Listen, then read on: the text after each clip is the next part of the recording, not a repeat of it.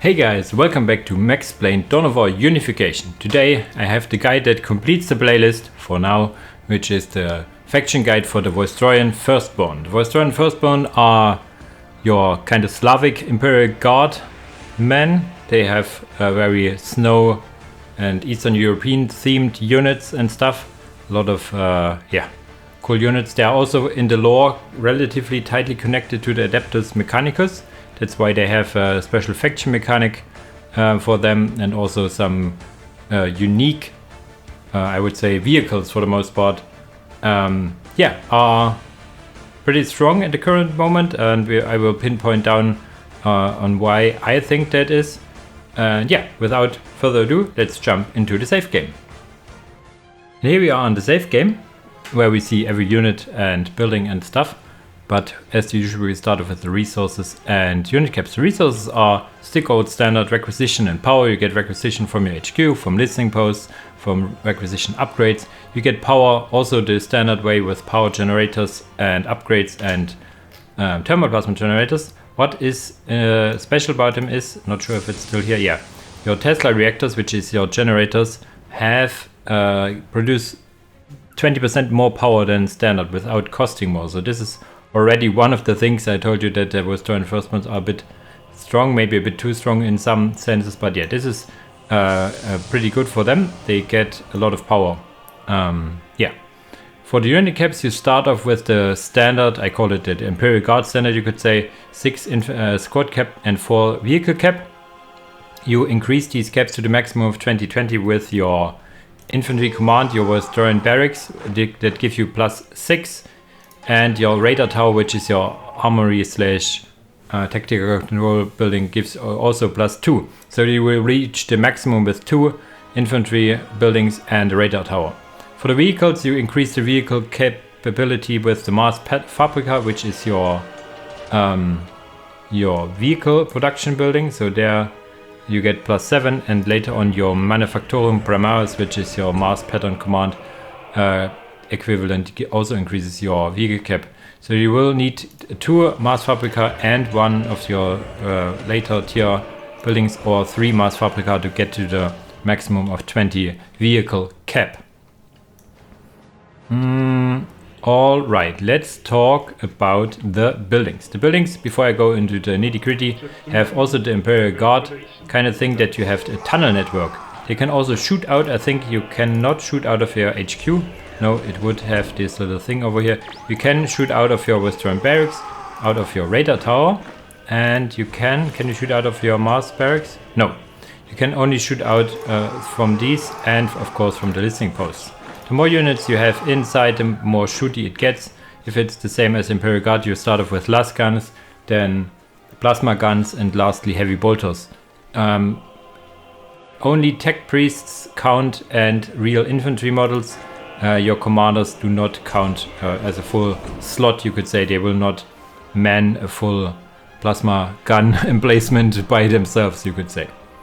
Okay, so let's talk about buildings themselves. We have over here the Vostroyan Citadel, which is your HQ. It has a little nice onion stuff going on if it goes to tier 2 and tier 3, so you can clearly see what tier you are in.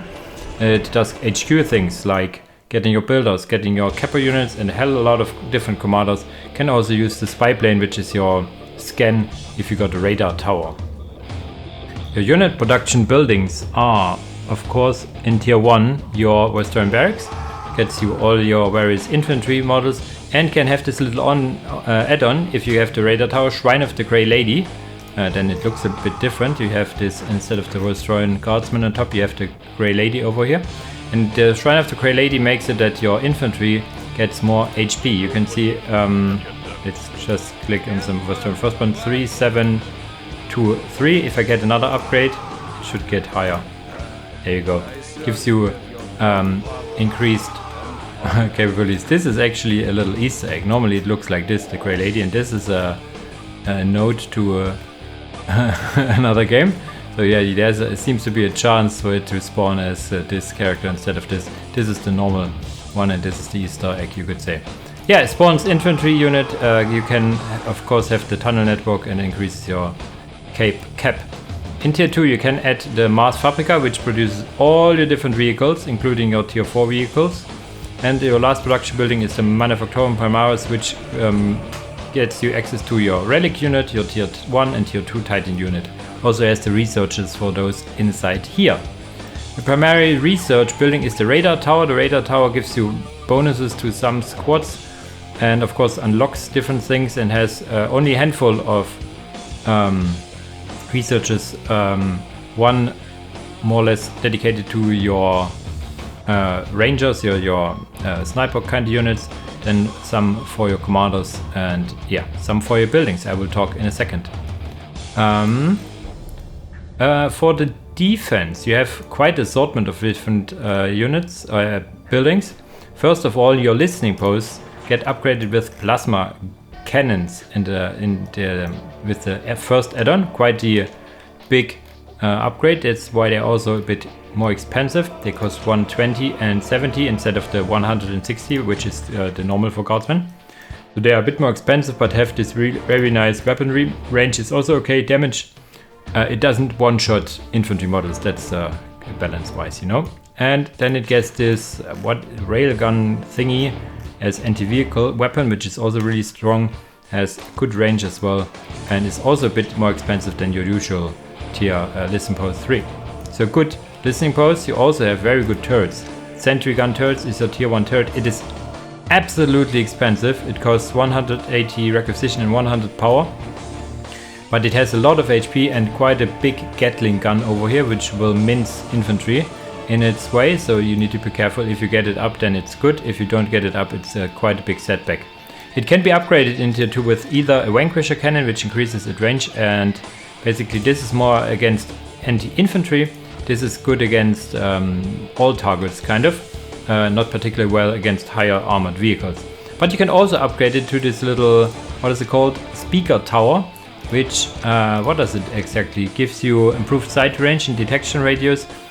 You cannot attack, but also improve combat effectiveness of friendly nearby units. So this is more of a buff tower then, instead of a damaging tower. You also have access to mines, which is your standard minefield, and then it gets a little more special. In tier 2 you get this Tesla coil, which is the absolutely, look at the range, big ass thing over here, which shoots lightning and stuff. And yeah, really good, really good. Maybe it shouldn't be tier 2, but that's up to discussion. And lastly, you have the Grand Cannon here, a tier 4 relic unit that has okay-ish range, okay-ish damage. One of the things I know that will be buffed in the next version is this Grand Cannon, because it is tier 2, it is tier 4, very expensive, requires a relic, and for that it doesn't perform as intended. Now I need to talk about a faction mechanic before we jump into the infantry, because it's already important over here, which is called Harmony. Harmony is for the Vostroyan Firstborn if they have more vehicle cap used than infantry cap. It's not the maximum cap, it's the used vehicle cap.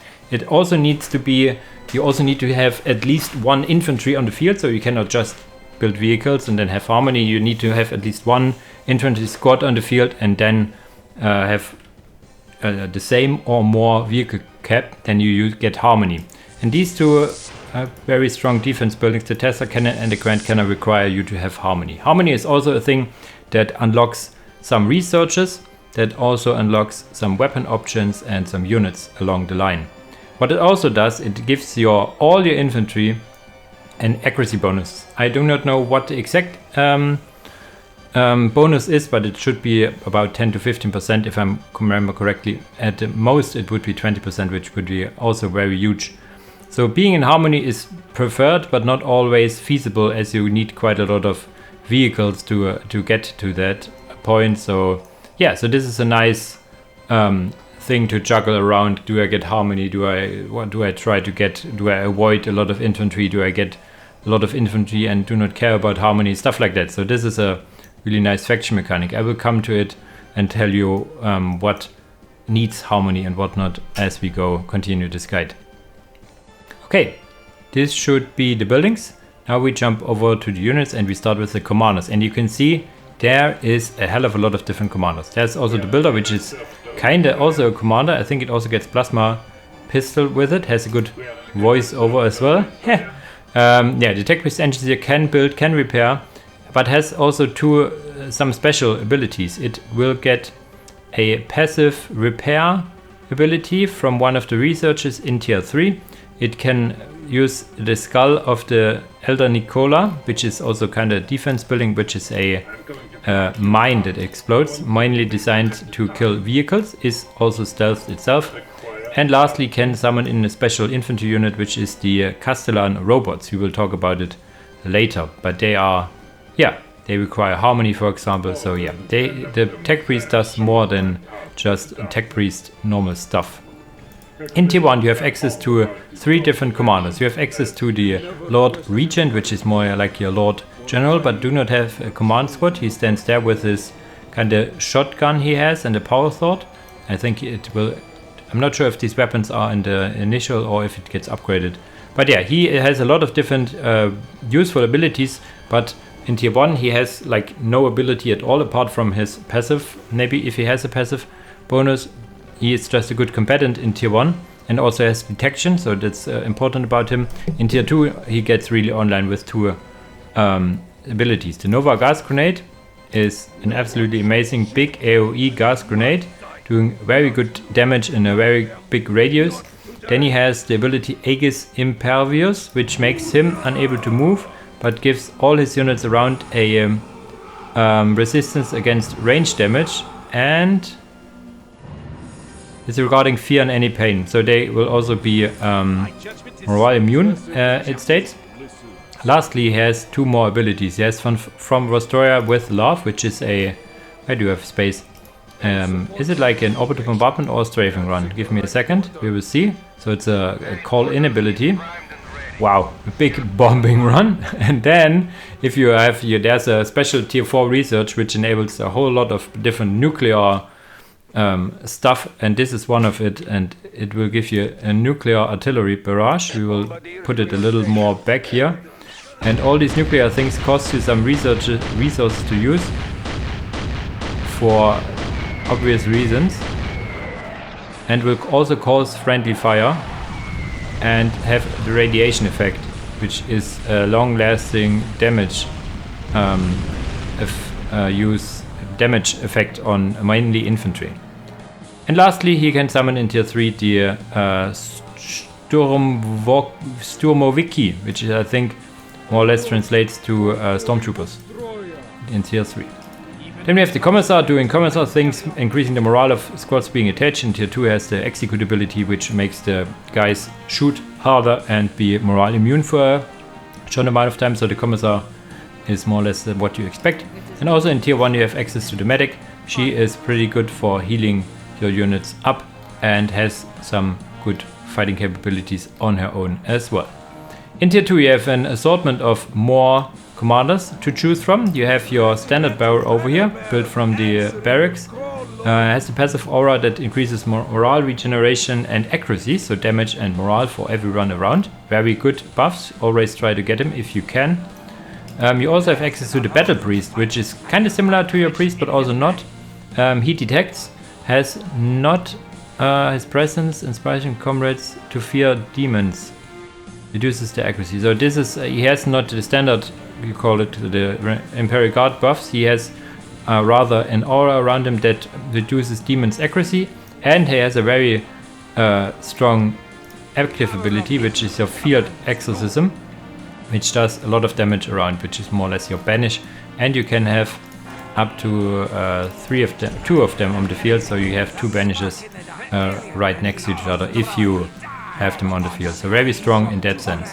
Then you have your Fire Support Lieutenant, which can also be attached to a squad or be on her own. It's more about ranged, has pretty good range. Yeah, it's more like a sniper unit, you could say. You could see that she has a Vox thing on her back, so she can call in airstrikes and has good sight range, increased sight range when not moving. This is a thing that another unit has also. If they are idle standing around, they have bigger sight range. The strikes we have here are requiring tier 3. The first one and the other one, the Desolate airstrike, is also in nuclear airstrike, so this requires the nuclear thing research to be done as well. So we have this danger close air support. Let's see how this looks. Okay, this is more or less a strafing run with a bigger AoE, it seems, at least for some. And then you have this nuclear desolator airstrike, which should be a plane coming in, dropping something nuke. Oh no, it's just standing here and then shooting radiation missiles. Also nice. So that's the role of this. And last but not least, in tier 2 we have the Mirror Maiden, which is a really nice looking caster. It requires a relic to be fielded and has some ability. Starts off with the Blizzard, which is exactly what you think about it. Really nice effect on it. Look at the snow and then coming in the little blizzard thingies, dealing damage and I think slowing units. Yeah. Then she has 2 more abilities. This one, the Crystal Mirror, is in tier 3 and the last one requires tier 4, I think. The Crystal Mirror, with a little miss FX here, will go away momentarily, I hope. She can deploy a mirror that stop incoming enemy fire. Once they mirror will shatter and impale unfortunate enemies. The Mirror Maiden becomes herself and the squad she leads become immune to damage for a short amount of time. You see it here. It will also be active on the squad she leads. And lastly, in tier 4 she can have this big old cryo spear, which does damage, I think. Affected targets will become unable to move or attack, will also become extremely vulnerable. So this is a shackle, more or less, I guess. Yeah, so if anybody is in here, it will be unable to move and will be more susceptible to damage. And I will quickly reload the save to not have this FX going on. I think this has to do something with the angle of the plane and then with the FX going in, so yeah, give me a second. And here I'm back again without the unending FX, so this might be with the plane and stuff. Here we have the tier 3 commanders, 2 of which. The one is the Venus Assassin. Venus Assassin is an infiltrated, more, how should I say, not about killing enemy units, it's more about sabotage. We also have this in the Imperial Guard. She is infiltrated. She has some combat capabilities, of course, but she has a rather cool use of different abilities. She has a machine breakdown, which causes a machine spirit to be broken. So we will unable to move and heavily damaged. So this is for vehicles. Then we have the optical flare grenade, which is a blind grenade. Vehicles are also affected, but not buildings. So you can have this little flare grenade, blinding enemy units. Last, we have the liquidation. So this is a mark ability, I think. Yeah, so this is a big old mark ability which increases the damage a certain unit takes. So more of a support kind of role. Then we have the Lord Marshal Graf Harezahn. He looked very nice. He's also the guy from the title screen. Sadly, I forgot what he does exactly because I haven't used him in a game. He has 2 abilities, however. Ready the army, which is an AoE relay ability, and also an attack bonus and morale boost. So this is basically what it does. Big, so like a battle cry, you could think of. And if you have the nuclear research done, you can have nuclear strike, which is again another baddie. What they can do. So you see, you have a lot of different options to call in nuclear warheads to your enemy position, with a cost associated to it, of course. So this is your classic radiation strike over here. And last but not least, we have Shock Trooper Anton Volkov, which is actually requiring tier 4 and harmony to be fielded. So he has a really cool battlesuit and this, what is it called again? This Tesla gun over here.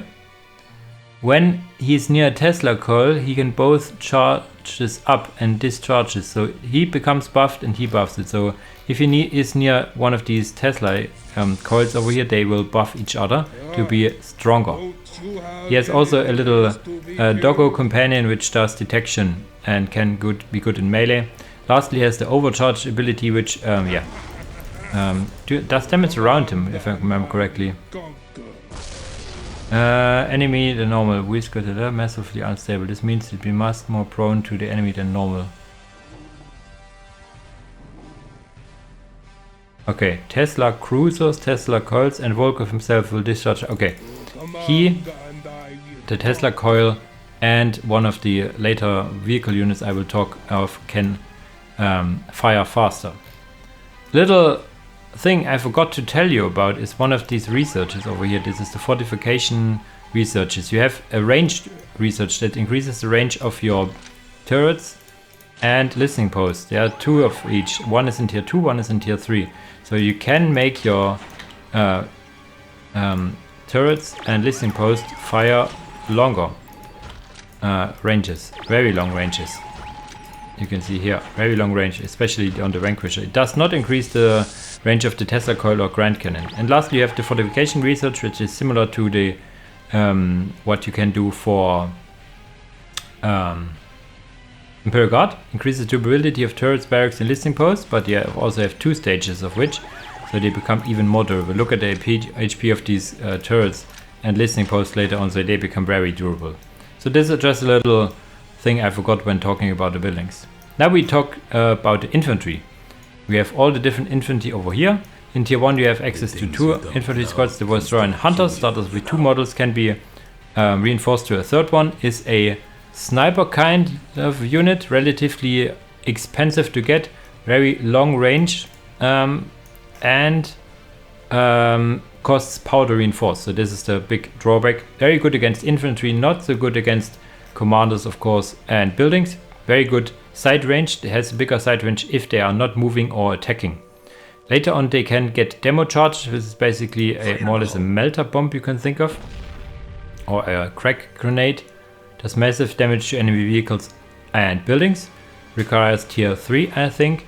And if you are in Harmony and have researched relic weapons, you can get galvanic rifles, which are pretty nice. They also get a research which infiltrates them and decreases their reload speed, thus increasing their damage output and also giving them 1 more model in the squad.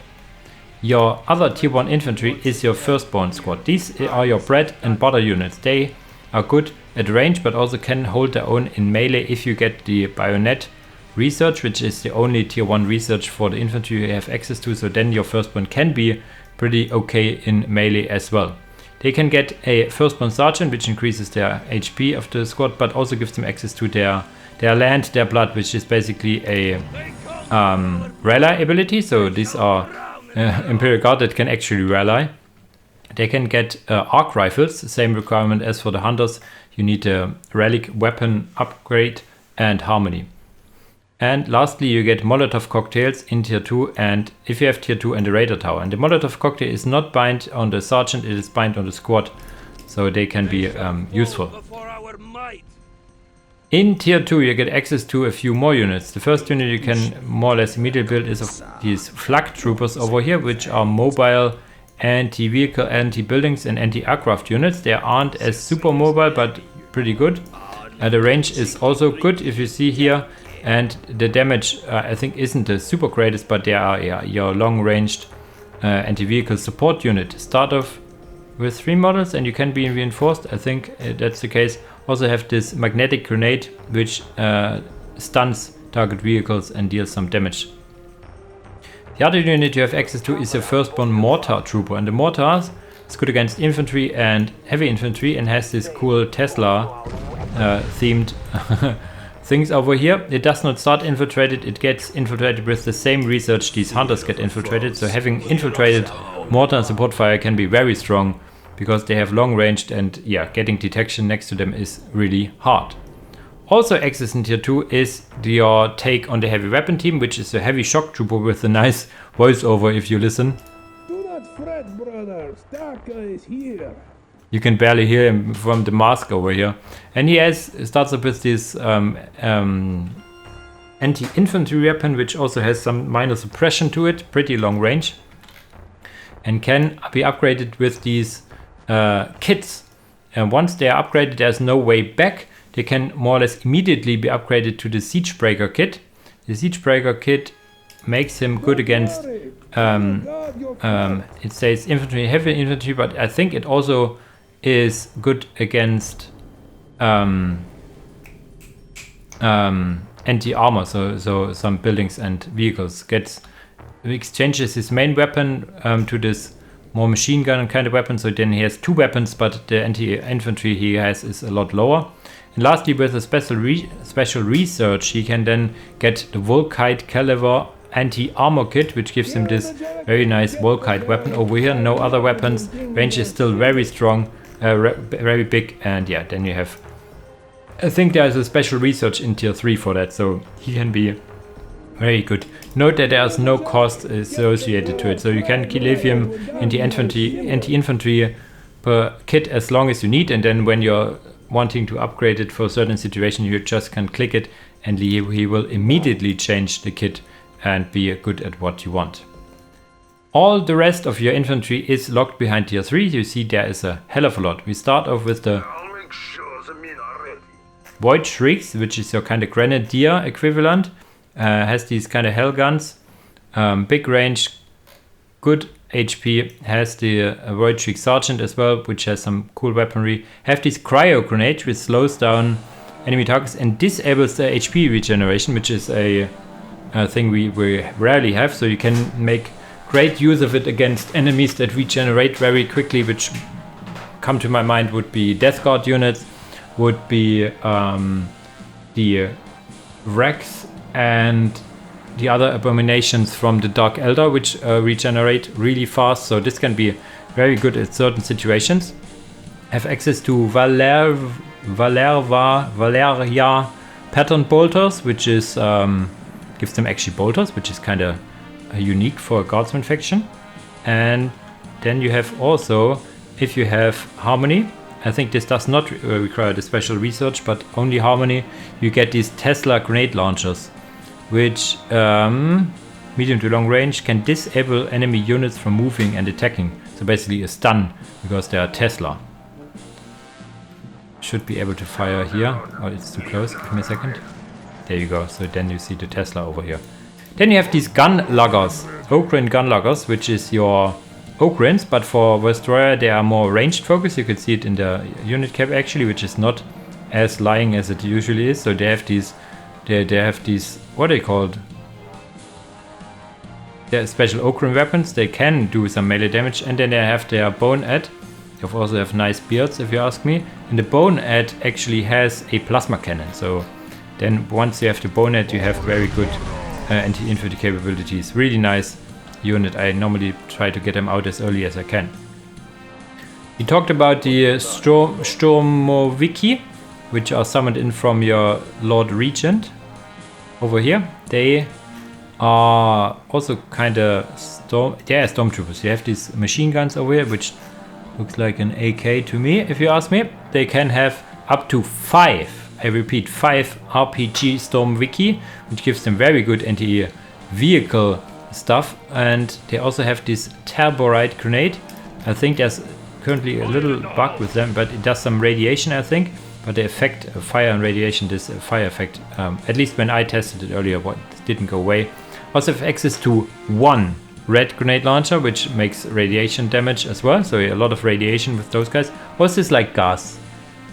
Yeah, no, these are more like a gas grenade, not a radiation grenade. So the kind of the Death Cove Creek Center honors, I guess.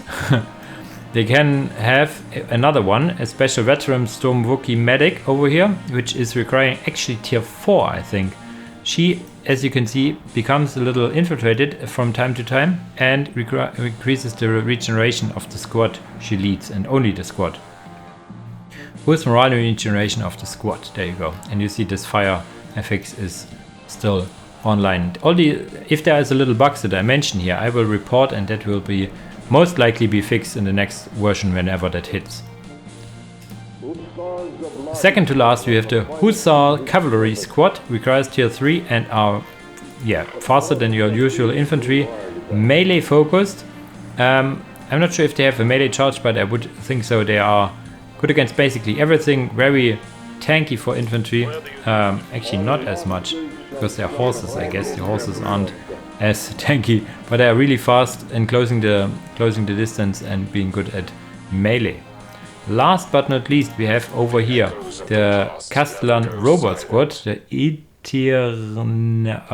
Castellan Robot Squad over here, which started with 3 models and have these kind of flamers, I think, on the back, or inferno cannons, and can be good at melee in particular, but one can be upgraded with a phosphor cannon, so then you have not inferno cannons or what this is, but also phosphor cannons. Quickly checking the range, so it should be inferno cannons, judging from the range. They have 2 abilities on them. They have the repulsor grid, which protects defense shields and keep the opponent invulnerable for a short amount of duration, so they would get invulnerable for the duration. And the other one is a self-destruction, which, yeah, self-destructs one model for the cost of some resources and a big boom. We can launch this in a second once they are finished being invulnerable to attacks. Being a tier 3 unit, this is an okayish effect, and then you can make a big boom. There you go. And this is mostly morale damage. You can see the HP damage isn't as high, but the morale damage is really, really high. Not even killing a single model on one of these squads, so this is more about a big knockback and morale damage and costing a lot of resources as well. So this is all about the infantry, and now jump over to the vehicles. Yeah, the vehicles I like a lot because they're a little more special than the standard guardsman vehicles. You have over here the Pegasus AFV, which is kind of your Chimera, has however 3 slots to carry, but has no side sponsors, has a heavy bolter on the top and heavy bolter at the front. Can be upgraded to various weapons in tier 3 with a shield car pattern quad cannon, basically a quad autocannon, and in tier 4 even with a battle cannon, giving it long range, I think, but it gives you a big blast. Has also smoke launchers right away, and I forgot about a Tesla Hunter Killer Missile. They have a Tesla Hunter Killer Missile. I need to see and add to my Techtrees when they are getting enabled. I actually forgot, or I do not know where it is. Where it is. What the requirements is I want to say. Now we have the battle cannon over here. Oh, you cannot target ground because, yeah, then it would override the unload button. So that's why they cannot target ground. Okay. The Tesla Hunter Killer Missile does some moderate damage to buildings and does some stun on vehicles, that is. Then you have over here the Infernos, which is a Hellhound kind of equivalent, has 3 Inferno/Flamer cannons. And yeah, that's why each of it does a little more less damage, of course, than your Hellhound would be a bit too strong. Then, so it's good at attacking multiple units, but not at focus firing one unit in particular. Has access to the Let It Burn ability we kinda know and love. The thing is that it's also available in tier 2 and not tier 3. One of the things making this Inferno a lot better than your normal Hellhound. And can be upgraded to cryo cannons in tier 3, which slows targets and increases the amount of damage they receive. Then you have over here the Skiller. The Skiller is described as your, how should I say, Sentinel equivalent, so it is relatively fast. It can decap points but do not cap, and has also very low armor class, so should be vehicle low. Has this heavy bolter at the front, can get a flamer and a multi-laser early on, and in tier 3 you can also get an autocannon, also costing only 1 vehicle pop, so very, very good in that sense over here. Lastly but not least, in tier 2 you have access to the Stehano, which I really like the name of, which is a very long range, big ass artillery unit. Shoots dual rounds, actually shooting 2 rounds, and they have their own offset, so they can hit multiple targets or the same target depending on which. And then you have the Earthshaker rounds, which cost some power to use, which is your standard Earthshaker rounds Imperial Guard also gets on their Basilisks. Also limited to 3 or 2.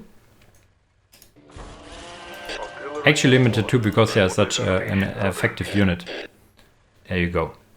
In tier 3 you get access to 1 more unit, which is the Tunguska, which is your anti-aircraft unit, but can also be used against infantry, has these autoguns and some missile launchers at the side. In tier 4 you get access to 2 more units. One is the Malkador, which does Malkador things. Starts off with these, I think, autocannon anti-infantry kits, but can be upgraded to less cannons and over here even a red grenade vanquisher cannon. It states that it requires a special victory condition. If this is true, I would need to validate what victory condition it is actually locked behind. And I'm researching the top front because you can even exchange later on the last cannon at the top, at the front, to a demolisher siege cannon, which is absolutely amazing. So you can have a demolisher cannon at the front. Lastly, you have your Demon Rust Tesla cruiser, which has these Tesla weapons at the front. Can be buffed, of course, as we have stated earlier, by the Shock Trooper Anton over here. And stuns vehicles he is attacking. Should be also stunning buildings, because the Dawn of War cannot really handle different armor types on attack modifiers. Yeah, so this is your tier 4 kind of unit. And you see over here, this is a special victory conditioned locked unit. The Lehman Rust pacifier requires also the radiation, the nuclear research, because look at the range of this thing. Can fire the plasma guns and have these radiation bombs attacks over here as well. So really long range, really good attack on it. Before we jump over to the relic units, we will quickly talk about the different aircraft. You have over here the Lightning Strike Fighter, which is kind of similar to what the Sisters of Battle have, but note here that you have these little missiles. These are Inferno kind of missiles which deal some anti-infantry damage, I think, and having some AoE effect to them. And then you have the Hind gunship over here, which is your tier 4 gunship, very expensive and late to get, but very good. With the general loadout, can also land to get some units inside and then start get back into the air. And if you have researched the nuclear stuff, you can also give them tactical nuclear missiles. You can need to upgrade each to add nuclear missiles to each of the wings. Have really long reload time for a good reason, and does some AoE radiation damage to it. It should also be shown on the model, I think. We wait a quick moment to see it being the case. No, it just changes on the loadout of the missile launchers, I guess the ammunition. Okay, now jump over to the relic and titan units. Over here we have the Doomhammer, which is a relic unit. Is a Baneblade variant, which a big old magma cannon at the top. This magma cannon can be exchanged to a plasma blast gun, which makes it actually a storm blade. Has on the side sponsor weapons. No demolisher cannon at the front, however. Then your tier 1 titan is this Apocalypse tank, which has, yeah, this is kind of like a fell blade, or similar to one of these Imperial Fists have access to. Have big old demolisher cannon at the top, heavy bolter, these big cannon on the side, and even some missile launchers at the side over here. So yeah, a lot of weapons to them. And can use this Stora ECM, which is basically that you will lose control of the vehicle, but it will become immune to physical damage. So it's more like a what is it called for these land raiders? I forgot what it is, but yeah, makes them immune, and will also use a barrage of stun grenades, autumn stunning enemy units around. So this is a safety net ability you could think of. And then lastly, your tier 2 titan is a Praetor armored assault launcher over here. Look at this beauty. This is basically a big ass artillery unit with a lot of range. Is it actually able to shoot here? Okay, look at the setup time. And then it has a big old barrage over here. It can also use an ability, load crumble surface air missiles. So this make it so that can be launch these missiles against aircraft. Usually these, as you can see, have this arc and can only ground units. If you enable this for a short amount of time, you change the ammunition type to be anti-aircraft. It also can carry squads, 2 squads, and can build Firstborn squads on the field. So this is kind of nice, also nice bonus to it. Okay, so this should be all about the different units and buildings in Skirmish. I have prepared a little save game where we can see the units in survival, because there are a few special units in survival, and I have also a little surprise as well. So see you in a second. And here we are in the survival game I have prepared for you. Just ignore the big old artillery fire in the background, please.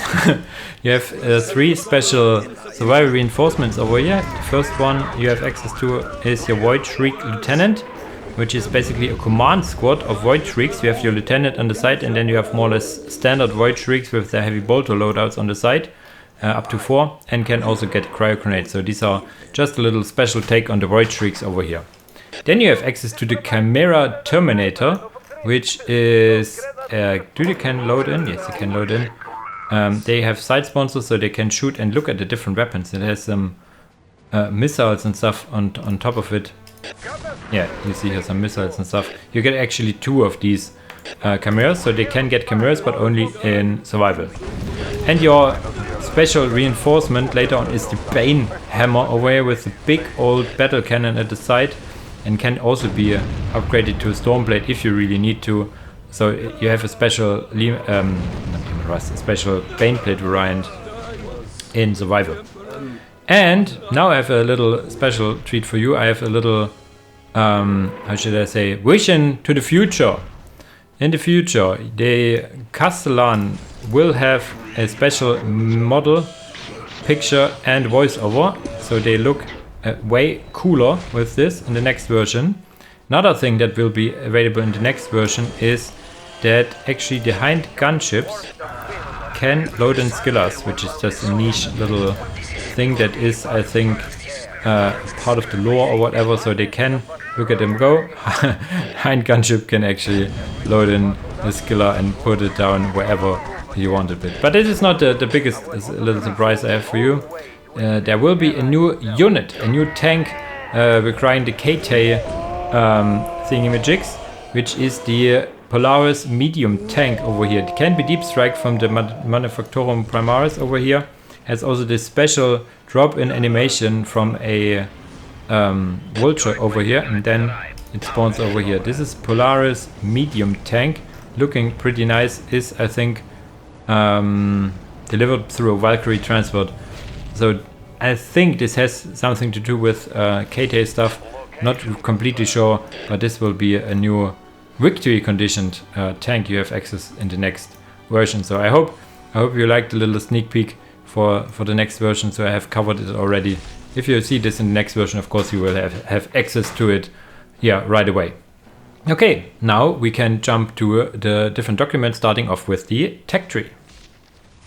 And here we are on the tech tree document, where we see everything Vostroyan Guard has to offer in this organized form. You can download a PDF as usual in my Google Drive. Just for a quick note over here, I have put everything that requires harmony with these red outlines over here. You can see that Anton and the stuff over here requires harmony. These 2 researchers require harmony, stuff like that. And I do not want to talk a lot about the different researches and stuff, because I have talked about already. Just quick from the researches over here. Do they have these relic weapons, which is tier 3 and requires harmony for the arc weapons and stuff like that. And then you have, this is that makes your tech priest engines here repair units around it for free. And this is for the special Volkite weapon on your support troopers over here. I rather want to talk about tier strength. If you play Vostroyan Guard, you will notice that you do not have a whole lot of options in tier 1. You have some commanders, you have 1 infantry squad, and that's it. Also not a lot of researches, only 1.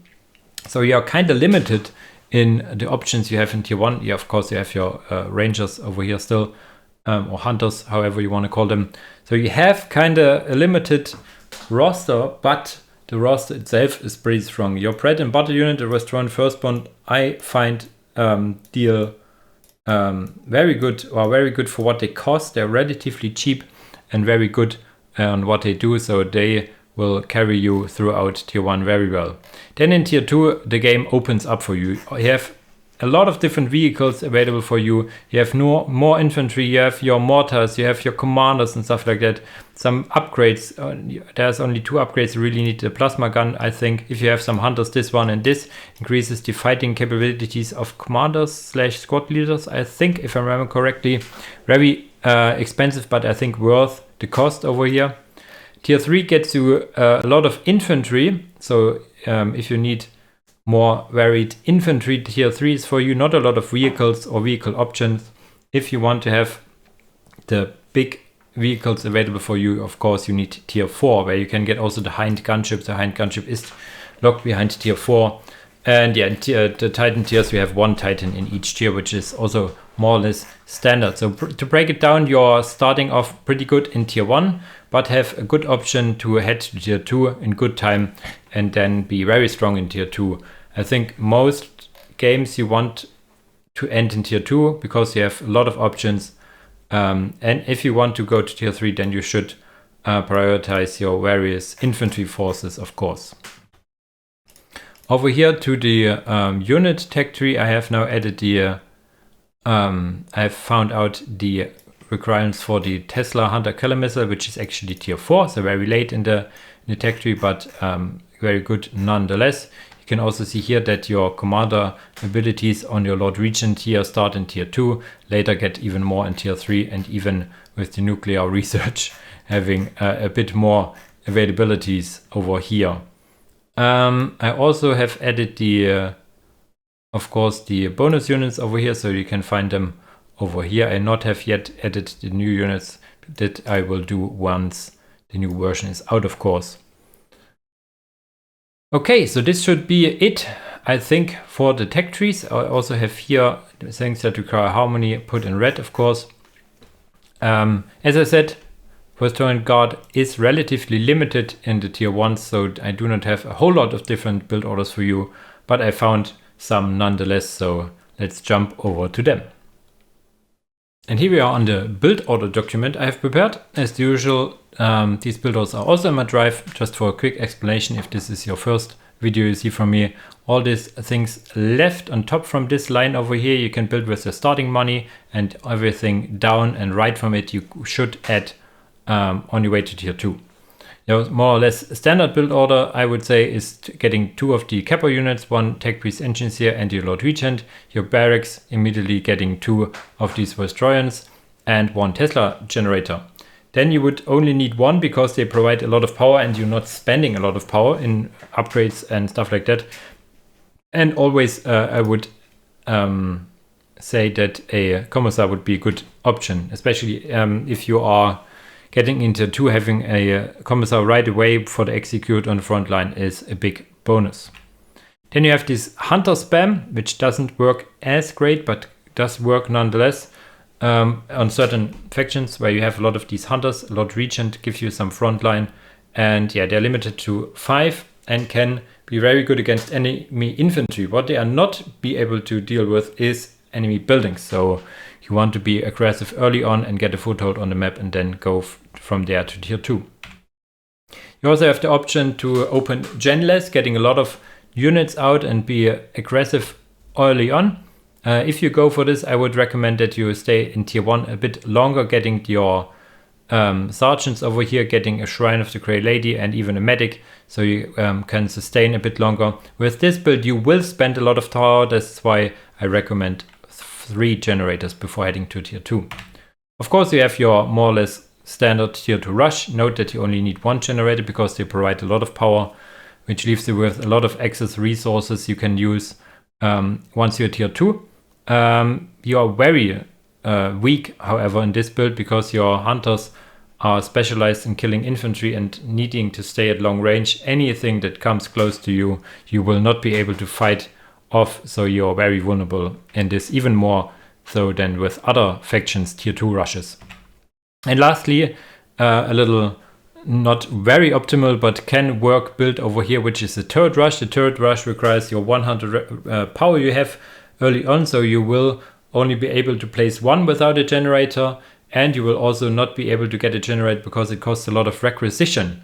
So yeah, you will need another Techtrees engines here. One will more or less immediately walk to the enemy base, where the other one, the second one coming out, building the barracks. And then you can get a turret very early on. I recommend to get 2 Firstborn and rally them immediately to the enemy base to help support your turret over here.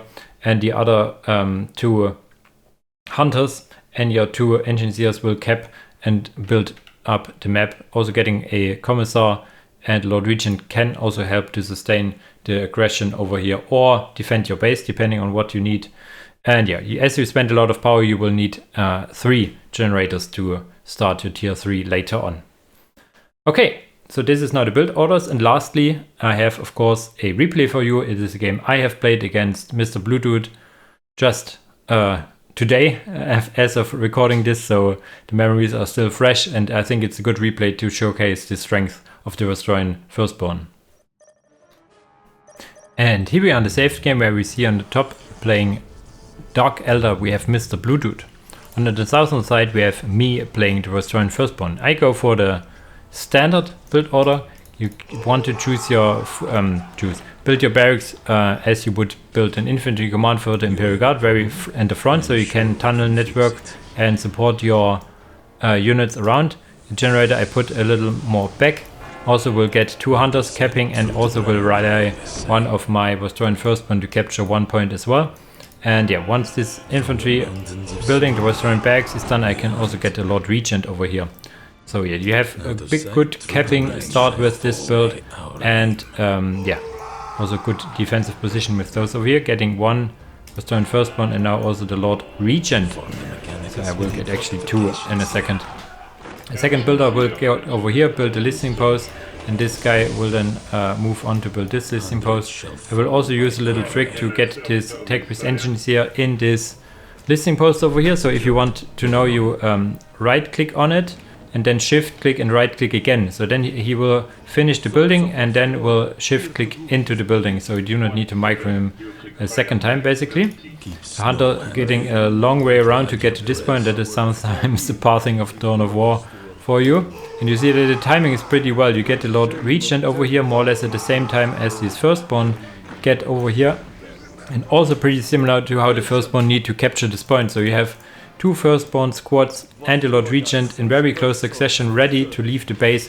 So it's not just 1 unit leaving your base, you have like a whole army, a whole regiment leaving your base at once. Getting this point over here. And yeah, feeling pretty dandy with the allocation of resources and everything. And yeah. And there comes Mr. Blue Dude with the warriors over here, being a bit of a nuisance over here. I am not fast enough to get the point over here. I would have like a split second to do so, but I did not do so. I will, however, put a point over here so it cannot be decapped. And yeah, try to use my Vostroyan hunters at range. You see that also the when they are not moving, the side range is a bit higher. When they are moving, the side range is pretty low, or if they are getting attacked.